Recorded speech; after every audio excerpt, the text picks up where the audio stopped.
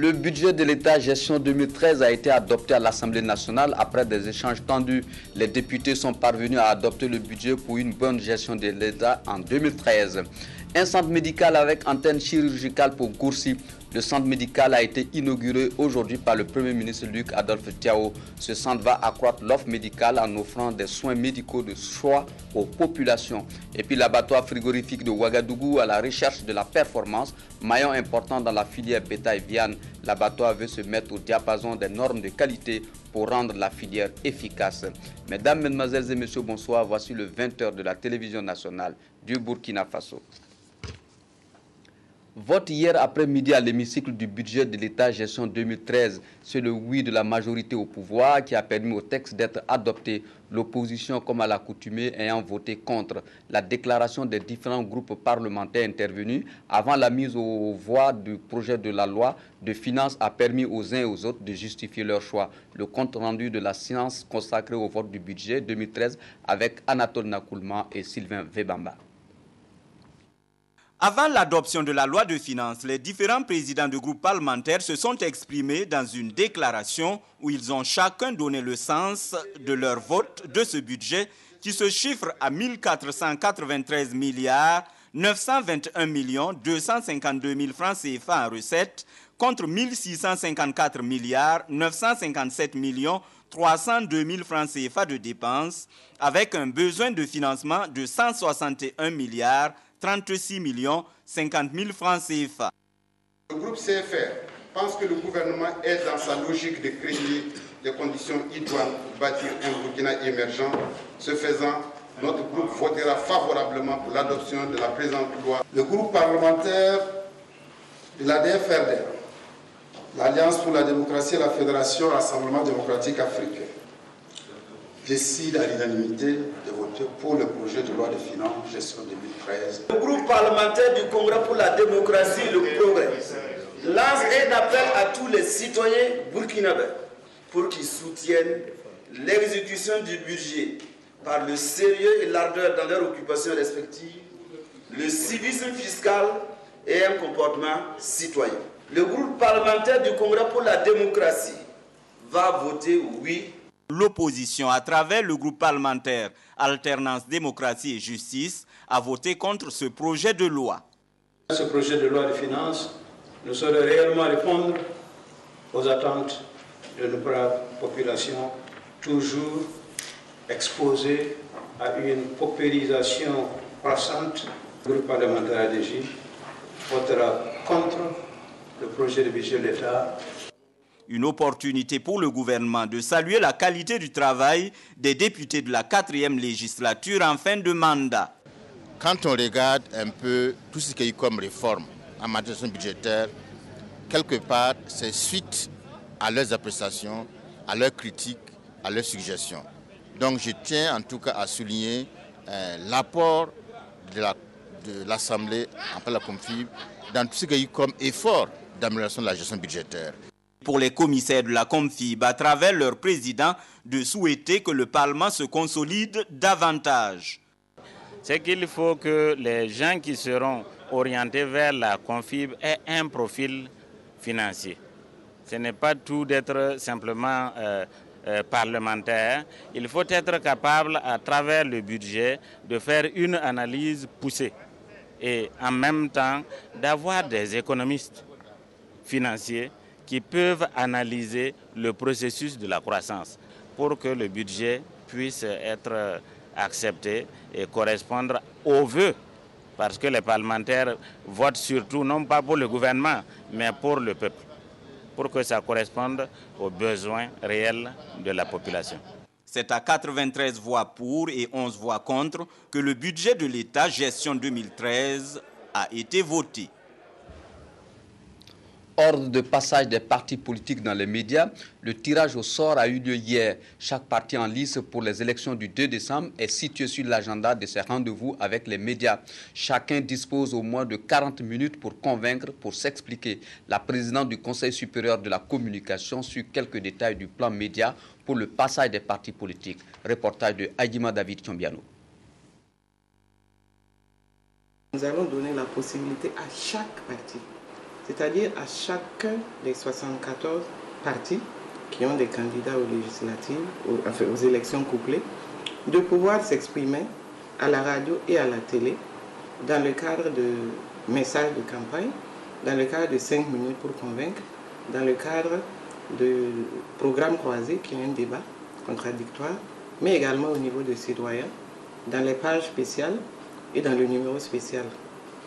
En résumé, si vous essayez de faire un tableau et de totaliser, vous avez pour message de campagne, chaque parti a droit à 5 minutes en français à la radio, 5 minutes en français à la télévision. Ça fait 10 minutes pour message de campagne. Et pour 5 minutes pour convaincre, le titre c'est 5 minutes, mais chaque parti aura intervenu 4 fois en tout 5 minutes. C'est-à-dire à la radio, 5 minutes en langue nationale, 5 minutes en français. À la télévision également, 5 minutes en langue nationale, 5 minutes en français. Donc cela fait 10 minutes à la radio, 10 minutes à la télé. Ça fait déjà 30 minutes avec les 10 premières minutes. Et enfin, chaque parti pourra participer à Programme Croisé, qui est une émission de débat contradictoire, où, j'estime que chaque parti, si on veut diviser 1 heure, par exemple par 6, plus ou moins, chaque parti aurait 10 minutes en moyenne de possibilité de s'exprimer. Donc si je totalise, je me dis que chacun des partis pendant les 14 jours pourra avoir la parole pendant à peu près environ 40 minutes en tout à la radio et à la télé. À cela, nous ajoutons une demi-page dans les pages spéciales de Sidoaya et une demi-page dans le numéro spécial de Sidoaya. Donc une grande page de Sidoaya tout entière pour chaque parti. Mais il faut aussi que l'opinion sache, et surtout que les partis sachent, que aussi bien la télé que la radio et que Sidoaya ont encore la possibilité de faire d'autres émissions en dehors de celles parrainées par le CSC, c'est-à-dire des reportages, couverture d'activités diverses. Sidoaya peut le faire, la radio, la télé, tout en tenant compte de l'équilibre tout simplement, mais c'est en dehors des émissions parrainées. Si on vient ajouter ça, je me dis quand même que les partis auront largement la possibilité de s'exprimer à travers les médias publics. Mais à cela, il faut ajouter encore ce que font les médias privés. Puisque les médias privés peuvent aussi, tout en synchronisant les émissions, ont aussi la possibilité de faire des reportages ou même de revoir leur grille de programme pour y insérer des débats, des interviews, voilà. Et tout ça, ce sont des plages et des espaces d'expression qui seront offerts aux partis pendant les 14 jours.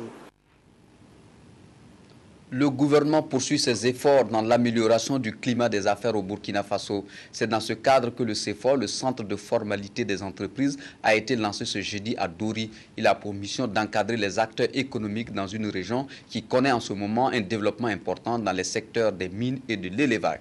Reportage de Drissa Serré.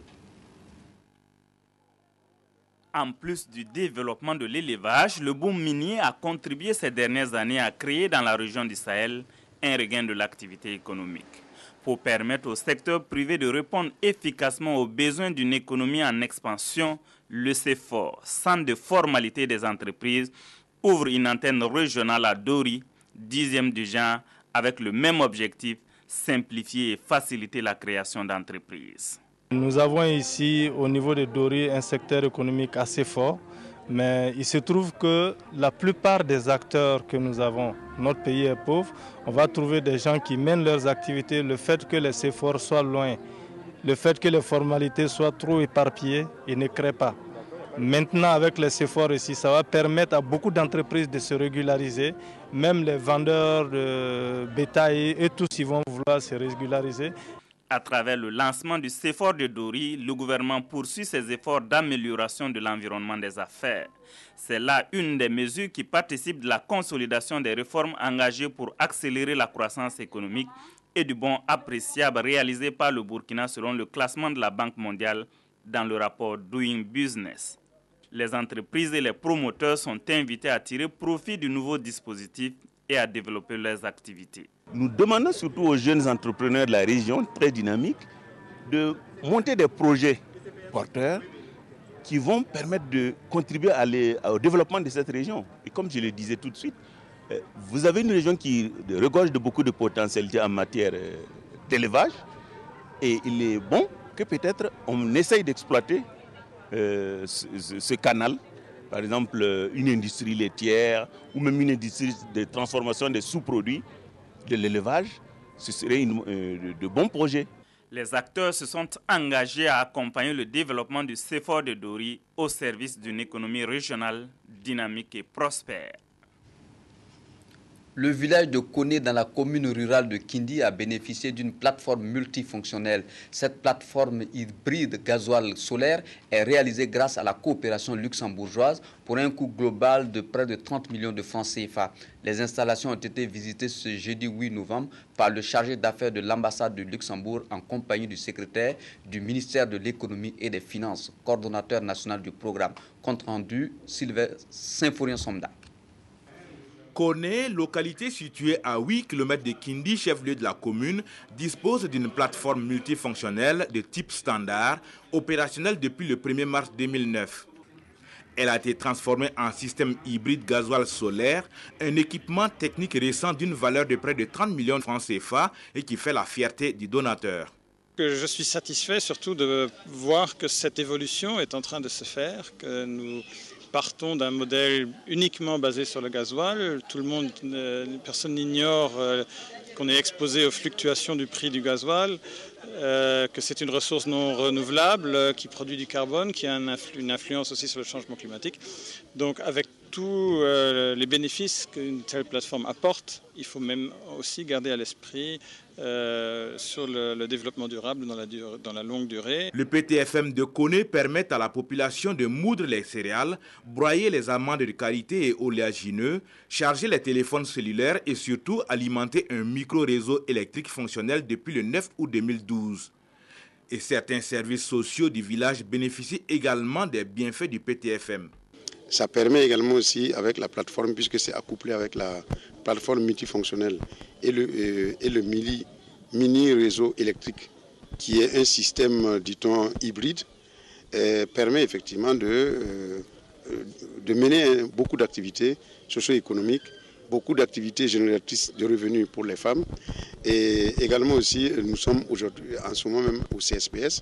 Nous avons pu donc électrifier également aussi le CSPS. Tous les villages de la commune de Kindi sont dotés des plateformes multifonctionnelles.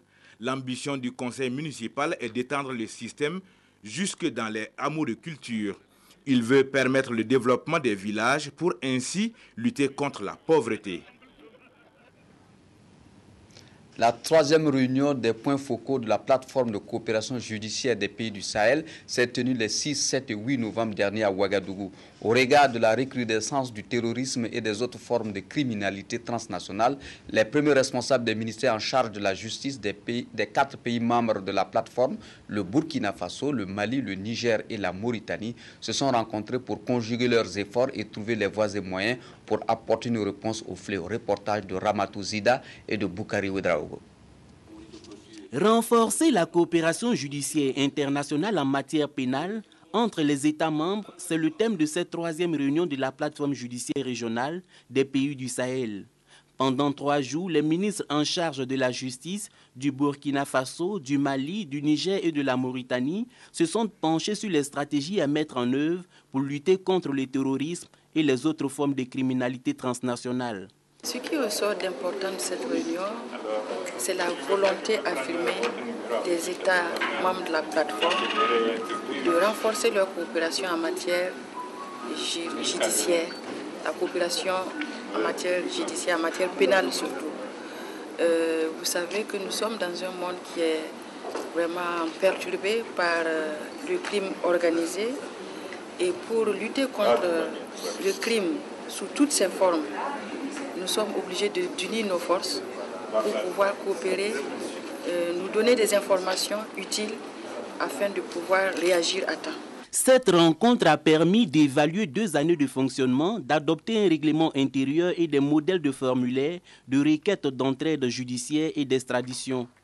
La plateforme bénéficie dans sa mise en œuvre de l'appui d'experts dont l'Office des Nations Unies contre la drogue et le crime. Nous faisons donc, il y a eu un soutien en matière logistique et en matière surtout de formation et d'assistance technique. C'est-à-dire que l'ONUDC est une institution composée d'experts, de spécialistes, que ce soit sur un plan policier, sur un plan judiciaire. Et donc, en l'occurrence, nous avons beaucoup travaillé avec les points focaux pour leur permettre d'avoir un niveau de connaissance et de coopération suffisant. Nous avons fait appel à l'expérience d'autres plateformes qui fonctionnent, telles que Rojuste, pour venir apporter leur savoir. La plateforme enregistre aujourd'hui 4 États membres et a déjà fait ses preuves. Elle entend par là convaincre les autres pays de la sous-région qui ne sont pour le moment que des pays observateurs. En attendant, le rendez-vous est pris pour 2013 en République islamique de Mauritanie pour la 4e rencontre. C'est dans le souci de contribuer à une meilleure protection des défenseurs des droits humains au Burkina Faso qu'une rencontre initiée par le ministère des Droits humains et de la promotion civique se tient du 8 au 9 novembre à Ouagadougou. Objectif, permettre aux défenseurs des droits humains de connaître les mécanismes juridiques qui les protègent dans leur mission. Reportage Hervé Beramgoto, Nyarkiteda. Cette rencontre de Ouagadougou est une tribune pour le ministère des Droits humains et de la promotion civique, ainsi que les organisations de la société civile, les autorités administratives, coutumières et religieuses, de discuter du respect des droits humains et des libertés fondamentales. Des droits consacrés par la Charte des Nations Unies en son article 1er. Ces leaders d'opinion vont s'approprier les thématiques liées aux droits de l'homme. Ces organisations de la société civile contribuent énormément pour la défense des droits humains. C'est dans ce cadre que notre ministère a décidé d'organiser cette rencontre de 2 jours pour échanger sur les instruments régionaux et internationaux qui protègent les droits des défenseurs des droits humains. À cette rencontre, l'accent sera également mis sur le cas spécifique de la protection des droits des acteurs qui militent pour la défense des droits de l'homme. La séquestration, peut-être pour des causes qui ne sont pas assez avérées, parce que quelqu'un, par exemple, dénonce une situation de violation des droits humains, il peut encourir il court plutôt beaucoup de risques. Il y a, par exemple, ce qui s'est passé en République démocratique du Congo, on arrive même à perdre la vie souvent dans ça. C'est un vrai sacerdoce. Les défenseurs des droits humains sont dans une activité qui n'est pas aisée, alors donc les risques sont énormes. 2 jours, c'est le temps que se donnent les participants pour échanger leur expérience et réfléchir sur les mesures adéquates à prendre pour une meilleure protection des défenseurs des droits humains dans leur mission de tous les jours. Gourcy dispose désormais d'un centre médical avec antenne chirurgicale financé par la Banque islamique de développement et le gouvernement burkinabé. Cette infrastructure vient combler l'aspiration des populations qui veulent accéder à des services hospitaliers performants. La cérémonie d'inauguration du SEMA de Gourcy est intervenue ce matin en présence du Premier ministre Luc Adolphe Thiaw. Le reportage de Wendata Nathalie Kaoré. Le plan national de développement sanitaire préconise entre autres la réalisation d'infrastructures sanitaires pour améliorer l'offre de soins aux populations. La réalisation du centre médical avec antenne chirurgicale de Gourcy s'inscrit dans cette dynamique et elle a coûté environ 1,4 milliard de francs CFA. Ce projet, qui est le 3e du genre, financé par la Banque islamique de développement, s'inscrit dans les priorités de la politique sanitaire du gouvernement ainsi que dans les objectifs globaux du programme de réduction de la pauvreté et des orientations prioritaires de la Banque islamique de développement. Que ce projet contribue de façon substantielle à l'atteinte des objectifs du millénaire pour le développement dans le domaine de la santé. Avec cette infrastructure sanitaire moderne, la population de la province du Zondoma pourra accéder sur place à des soins de qualité. Et l'ambition du gouvernement est de faire des réalisations du même type dans d'autres localités. C'est un progrès quand on savait que pour certains types de soins, il fallait donc se déplacer soit à Ouéguia ou même descendre sur Ouagadougou. Alors donc en étant ici, c'est pour montrer que cette volonté va continuer.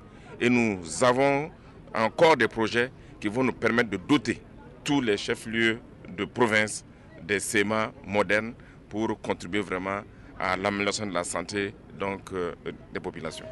Le SEMA inauguré attend d'être équipé pour que le personnel puisse y travailler à satisfaire la population. Le Premier ministre a annoncé l'arrivée de ces équipements pour les semaines à venir, mais déjà il attire l'attention des prestataires de soins sur la bonne utilisation des matériels médico-techniques. Lorsque je visite 2 fois certaines formations sanitaires, on est un peu désolé de constater que les équipements sont totalement abandonnés parce qu'il n'y a pas eu de l'entretien. Et je pense qu'aujourd'hui, c'est la responsabilité de ceux qui vont animer ce SEMA de mettre la question de l'entretien, la question de la propriété au cœur de leurs préoccupations. Le SEMA de Gourcy fait maintenant partie des 5 districts sanitaires de la région du Nord. Disposant désormais d'un cadre approprié pour travailler, les agents de santé ont également été invités par les autorités à réserver un bon accueil aux patients et surtout à leur offrir des soins à la hauteur de leurs attentes. Du 5 au 9 novembre, des délégués des pays de la CEDEAO se sont penchés sur le thème du 13e forum de nutrition de la CEDEAO. Rôle des collectivités locales, des communautés, de la société civile et du secteur privé dans la mise à l'échelle des interventions de nutrition. Le reportage est de Oumou Sissé et de Abdul Rasmane Zongo. Pendant 5 jours, les représentants des pays membres de la CEDEAO se sont penchés sur 4 panels relatifs à la thématique de ce 13e forum. Rôle des collectivités locales, des communautés, de la société civile et du secteur privé dans la mise à l'échelle des interventions de nutrition. Au sortir de cette rencontre, les participants ont formulé des recommandations pour réorienter les politiques nutritionnelles dans chaque pays membre de la CEDEAO. L'ensemble des 150 participants qui sont venus des pays de la CEDEAO sont arrivés à ces conclusions et nous sommes d'autant plus heureux qu'ils ont décidé aussi non seulement de faire des recommandations, mais de mettre en place un mécanisme de suivi des recommandations et de rendre compte régulièrement de l'état de mise en œuvre de ces recommandations, ce qui n'est pas fréquent dans ce genre de forum. Donc nous sommes rassurés que tout ce qui a été décidé sera vraiment suivi et mis en œuvre de façon vraiment opérationnelle. La question de la nutrition est transversale. Ce forum, à travers son thème, est venu nous rappeler que le secteur seul de la santé ne peut pas arriver à résoudre les questions et les problèmes de nutrition. Il faudrait que, à tous les niveaux de notre pays, que ce soit au niveau du secteur public, que ce soit au niveau du secteur privé, que ce soit au niveau des collectivités, il faut que chacun puisse porter sa pierre contributive afin que nous puissions arrêter les problèmes de nutrition. Le 14e forum de nutrition aura lieu au Libéria avec pour thème « Nutrition et OMD dans les pays de la CEDEAO, progrès, défis et perspectives ». Le Comité national de lutte contre le tabac renforce les capacités de ses acteurs à Manga. Les formateurs régionaux se sur les meilleures stratégies de lutte contre le fléau.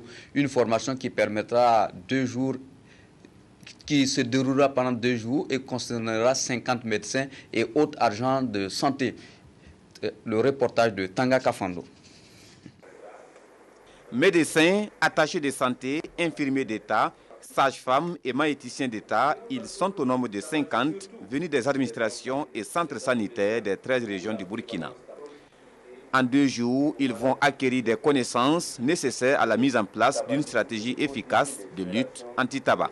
Dans les pays développés, le tabagisme régresse. Les gens diminuent la consommation du tabac, tandis que dans les pays en développement comme le Burkina Faso, la situation s'aggrave dans la mesure où vous allez rencontrer des jeunes de très bas âge, à partir de 11-12 ans, qui commencent à fumer. Et également, il faut dire qu'on ne fait pratiquement pas grand-chose pour empêcher les gens de ne pas fumer. La formation prendra en compte plusieurs modules sur le tabagisme et devrait permettre aux participants de former à leur tour les acteurs à la base dans leurs structures respectives. Les participants vont suivre des exposés sur l'histoire du tabac, du tabagisme, l'épidémiologie du tabagisme.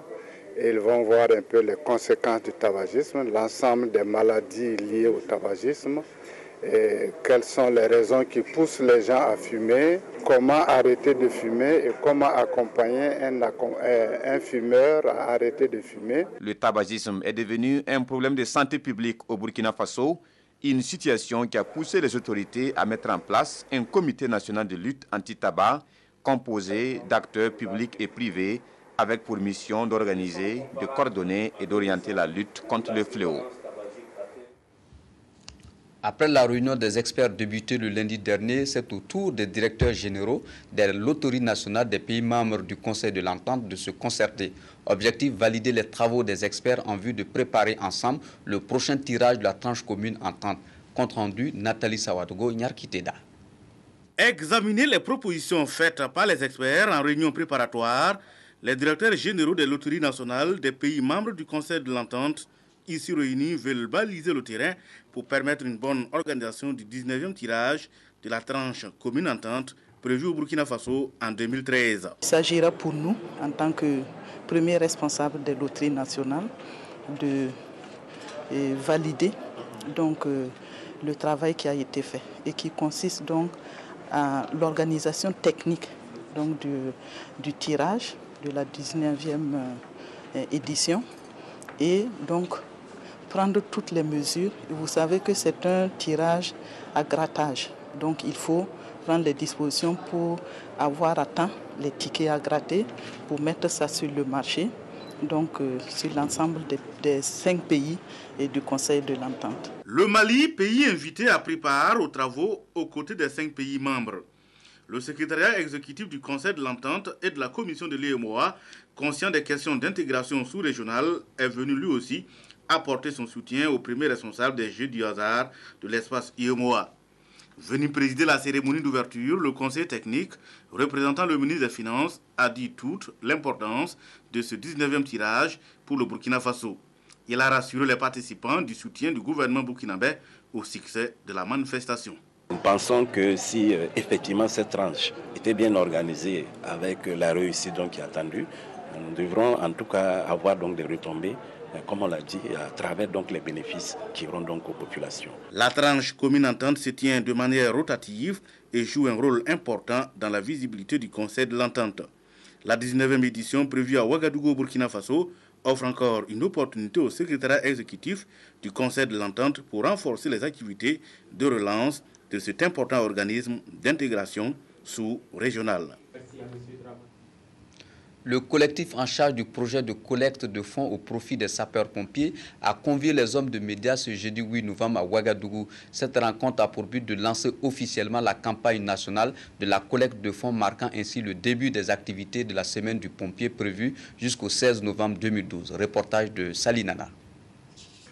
C'est parti pour la collecte de fonds au profit des sapeurs-pompiers. Pendant une semaine, tout citoyen burkinabé peut apporter sa contribution aux pompiers.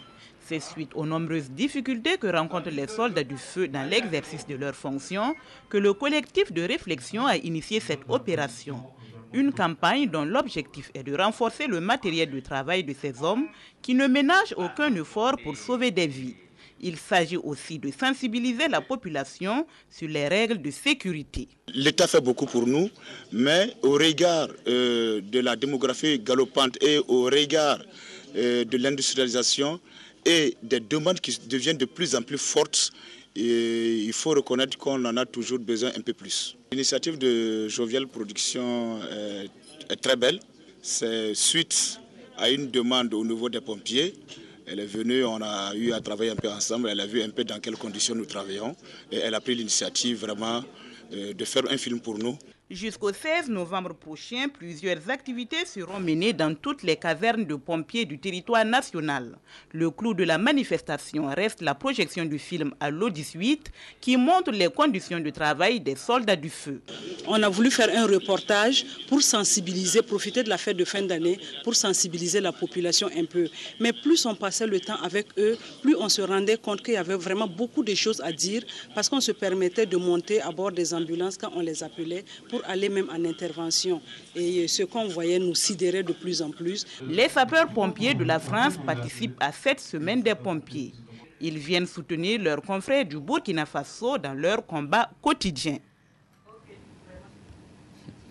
Il s'est tenu un séminaire sur la lutte contre la drogue organisé par la coopération française en accord avec le secrétariat permanent de lutte contre la drogue. Il permettra aux pays participants, Mali, Côte d'Ivoire, Niger, Ghana et Burkina Faso, de mieux connaître les problématiques rencontrées en vue de mettre en place une plateforme d'échange d'informations opérationnelles. Reportage signé Yolande Lompo. Le fléau de la drogue n'épargne aucun pays. C'est le constat fait par la coopération française qui, à travers sa mission interministérielle de lutte contre la drogue et la toxicomanie, entend contribuer à la mise en place d'une plateforme d'échange d'informations opérationnelles en vue d'assurer une meilleure visibilité des trafics transnationaux. Le Niger, la Côte d'Ivoire, le Ghana et le Mali, qui ont des problèmes similaires au Burkina Faso, ont été conviés à cette rencontre de 48 heures. Il faut savoir que le Burkina est un pays enclavé et il est bordé de pays, certains qui ont des façades maritimes, où il y a des entrées de stupéfiants qui viennent ou d'Amérique du Sud, ou bien qui sont produits en Afrique, notamment je parle du chanvre indien, et qui transitent par le Burkina pour aller soit vers le Mali, soit vers le Niger, ou d'autres pays qui sont plus au nord. Donc il s'agit de contrer tous ces trafics et de perturber le travail des trafiquants. Donc pour cela, il faut que tout le monde travaille en synergie et mette en commun ses énergies pour lutter plus efficacement contre ce fléau qui est le fléau de la drogue. Pour éviter que la jeunesse soit gangrénée par ce mal, la mise en place de stratégies adaptées s'avère nécessaire. Et ces échanges d'informations devront permettre à chaque pays concerné par ce présent séminaire de renforcer son dispositif répressif dans ce domaine. Créer de la valeur ajoutée à tous les niveaux de la chaîne de la filière bétail-viande, telle est la préoccupation du gouvernement burkinabé qui est présentement à la recherche d'un partenaire technique de référence pour l'exploitation de la gestion de l'abattoir frigorifique de Ouagadougou. Pour ce faire, il a réuni à Ouagadougou les acteurs de la filière bétail-viande afin de susciter leur intérêt pour l'abattoir frigorifique de Ouagadougou. Reportage Boukari Ouedraogo. L'abattoir frigorifique de Ouagadougou a une capacité de production de 40 000 tonnes de viande par an. Mais le constat ici, les équipements sont sous-exploités et pour cause, l'abattage clandestin des animaux et l'exportation du bétail sur pied. Nous exportons beaucoup plus du bétail sur pied que de la viande. Donc évidemment, toute la valeur ajoutée, donc les cuirs et peaux, les abats et autres, nous échappent. Les statistiques sont parlantes. Le Burkina Faso exporte 52,2% d'animaux sur pied, 42,9% de cuir et peau et seulement 4,9% de viande.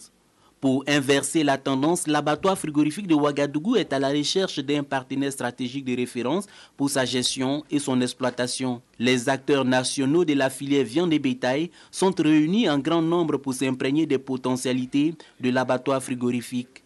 Le gouvernement a vraiment fait un grand effort pour essayer de rénover les chaînes d'abattage de l'abattoir, à savoir les deux chaînes de bovins, la chaîne des petits ruminants et la chaîne des porcs, pour un investissement de plus de 300 millions. 300 millions de francs CFA investis, reste que les opérateurs nationaux de la filière viande se manifestent afin d'assurer le développement de l'industrie de la viande et sa contribution au positionnement stratégique du Burkina Faso comme exportateur de viande vers les marchés sous-régionaux et régionaux.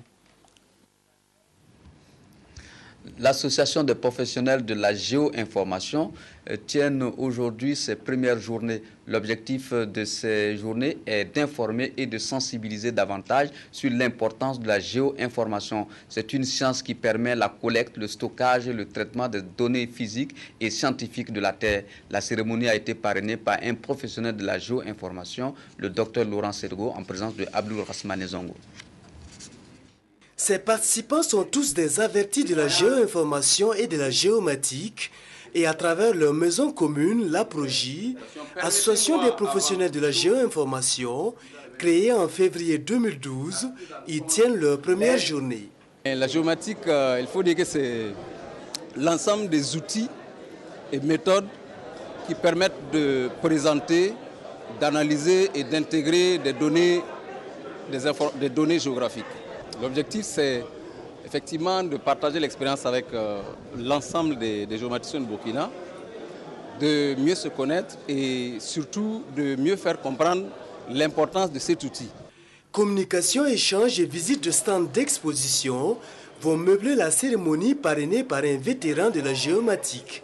Il faudrait que nous renforcions toutes les institutions qui utilisent l'outil géomatique et que nous renforcions l'usage de l'outil géomatique parce que véritablement, dans la dynamique actuelle de notre développement, c'est indispensable. Je voudrais en profiter pour les féliciter et leur dire que je tâcherai d'apporter ma modeste contribution, évidemment pour permettre à l'association de décoller.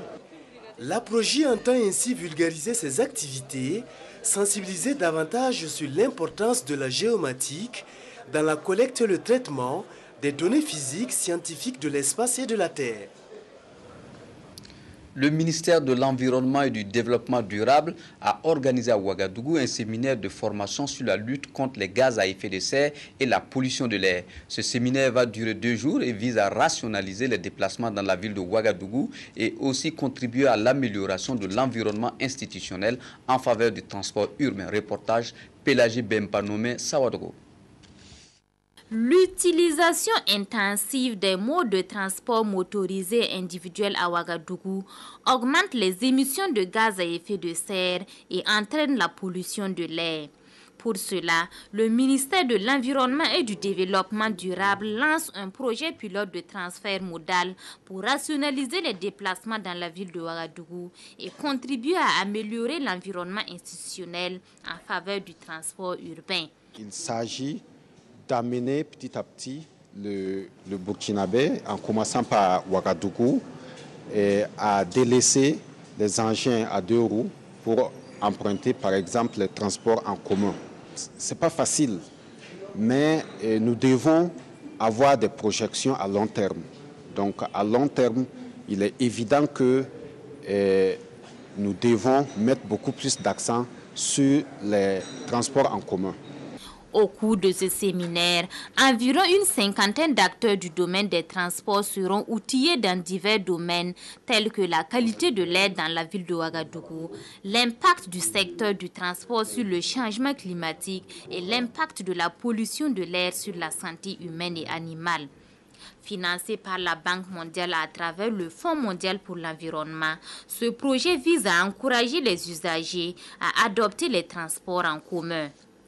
Une attitude qui pourrait permettre de réduire les émissions de gaz à effet de serre et de lutter contre la pollution de l'air qui affecte la santé de la population. Alors que les actions se multiplient pour le retour de la paix au Mali, le nombre de réfugiés qui arrivent sur le territoire burkinabé ne cesse de croître. Des populations qui ont besoin d'être secourues et l'association évangélique d'appui au développement a compris la nécessité. En visite sur le site de réfugiés dans le nord du pays, ces membres ont apporté des vivres et des kits d'hygiène d'une valeur d'environ 13 millions de francs CFA. Reportage de C. Sylvestre Da. De ces camions arrivés sur les sites de réfugiés de Mentao dans le nord du Burkina Faso, ce mardi 6 novembre, sont déchargés des produits alimentaires et des kits d'hygiène d'une valeur d'environ 13 millions de francs CFA. Un don de l'AEAD, l'association évangélique d'appui au développement, dont l'objectif est de soutenir les réfugiés maliens qui attendent de pouvoir rejoindre leur pays. Nous estimons nos bénéficiaires à près de 600 familles qui vont recevoir et ça peut les aider, disons, autour de 1 mois, 2 mois par là. Nous avons du sel, du savon, du riz, du maïs. On croit que c'est quelque chose déjà, quitte à continuer à travailler pour encore pouvoir leur venir en aide pendant le séjour qu'ils sont sur notre territoire au Burkina Faso. De l'assistance humanitaire, mais aussi un accompagnement que l'AEAD apporte à l'État burkinabé dans la gestion des réfugiés dont le nombre ne cesse de croître au Burkina Faso et les difficultés avec. Nous tous, en ma qualité de porte-parole de l'ensemble des centres-sites, les centres-sites remercient A et 2 des efforts qu'ils ont fournis chez nous aujourd'hui, brusquement comme ça. Et on demande avec cette barrière vraiment de continuer et de se rappeler de ces populations égarées dans leur pays. On les remercie finir les remerciements. Cette action de l'association évangélique d'appui au développement a été possible grâce au soutien de ses partenaires qui sont l'Orendat et le Credo. Elle entend étendre son aide aux autres sites de réfugiés à travers le Burkina Faso. Sport à présent, le niveau de la compétition monte en puissance au championnat d'Afrique de cyclisme. Pour cette troisième journée, les meilleurs cyclistes du continent africain se sont retrouvés pour l'épreuve de la course contre la montre individuelle. Sur un circuit fermé de 10 km 600 à parcourir 3 tours, soit 31 km 800, c'est l'Érythréen Daniel Tekalmamot qui sort vainqueur. Il traverse la ligne d'arrivée en 39 minutes 11 secondes. Modeste Ouedraogo, signe pour vous le reportage. Retenez bien ce nom, Daniel Tekalmamot. Cet homme monte sur le toit du cyclisme africain dans l'épreuve de la course contre la montre individuelle pour la deuxième fois successive. Et pourtant, l'Érythréen était à un doigt de perdre son titre ici à Ouagadougou. 31 coureurs scindés en 3 vagues prennent part à cette compétition. Le premier groupe de 10 coureurs considérés comme faibles débute l'exercice. Dans ce lot figure un Burkinabé, Seydou Bamogo. Le Tanzanien Hamisi Nkoma réalise le meilleur chrono de cette série avec 43 minutes 58 secondes. Seydou Bamogo est 3e avec 45 minutes 08 secondes. Puis c'est au tour de la deuxième vague d'aller titiller les cadeaux jusque-là en attente. Dans cette série, un homme mène la danse, Grémet Sigabou de l'Éthiopie. Le nez dans le guidon, il avale kilomètre après kilomètre et réalise un chrono de 39,14, le meilleur de cette série. La pression se lit sur les visages de la dernière vague. Le gratin du cyclisme africain se met en place et c'est Adel Barbari de l'Algérie qui donne le top départ. Au premier passage, Daniel Tekalmamot réalise le meilleur chrono, 12 minutes 44 secondes. Au deuxième passage, il est à 26 minutes 06 secondes. À cet instant précis, le champion, c'est l'Éthiopien. Daniel sent son titre menacé. Il met toute son énergie et sa puissance dans ses pédales et traverse la ligne en 39 minutes 11 secondes, soit 3 secondes de moins que l'Éthiopien. Yeah, I'm very happy today for third time African champion. Oh, yeah, it's not easy for 3 seconds with South African rider. I'm so happy today. Cet Érythréen remporte ainsi son 10e titre africain en 2 ans. Il a pris part au Tour d'Espagne et sera en juillet prochain sur le Tour de France. Voilà, ainsi se referme votre journal. Merci de l'avoir suivi. Je vous souhaite une agréable nuit. Je serai très heureux de vous retrouver demain à 20h pour d'autres actualités.